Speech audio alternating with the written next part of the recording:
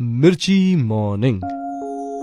એક એવી દિવાળી હતી જ્યારે આપણે ખરેખર દિવાળી મનાવતા હતા.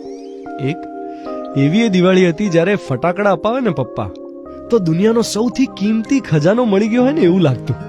અને ફટાકડા વિચારી વિચારીને વાપરતા. ફટાકડાનું રેશનિંગ થતું.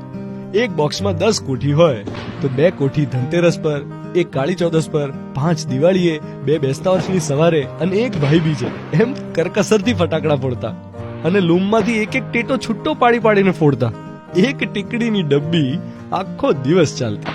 ટીકડીને રોલ ને પિસ્તોલ મળે એટલે તમે પોતાની જાતને બચ્ચન સમજવા લાગતા.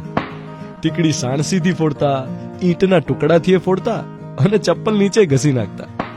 એક એવી દિવાળી હતી જ્યારે ચોપડા પૂજનમાં તમારી ભણવાની બુક્સ મુકાય તો મજા પડી જતી. એવી દિવાળી હતી જ્યારે કાળી ચૌદસના વડા 4 રસ્તે મૂકવા જવાનું ને પછી પાછું વળીને નહીં જોવાનું. જોઈએ તો એવી બીક લાગતી. એવી દિવાળી હતી જેમાં બધાને ઘરે પગે લાગવા જવાનું ને નવી કડકડતી 5-10 રૂપિયાની નોટો મળે અને પર્સમાં સાચવવાની, ગણ કરવાની, કયા કઝિનને કેટલા મળ્યા એમાં કોમ્પિટિશન કરવાની.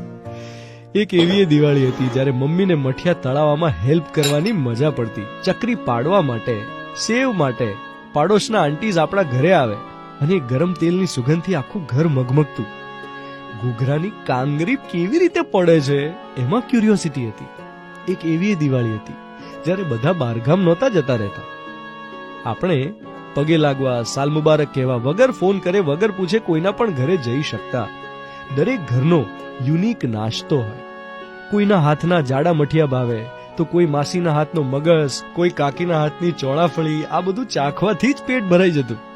એક એવી દિવાળી હતી જ્યારે ગિફ્ટિંગનું મહત્વ નહોતું, ચોકલેટો નહોતી, સાદા આસોપાલવના તોરણ હતા, સાદી રંગોની રંગોળી હતી, બહુ તો શુભ લાભના સ્ટીકર્સ હતા. એક એવી દિવાળી હતી જ્યારે ભાઈ બીજ પર ભાઈ બહેનના દિલો મળતા અને આજે ખાલી રેસ્ટોરન્ટના બિલો મળે છે.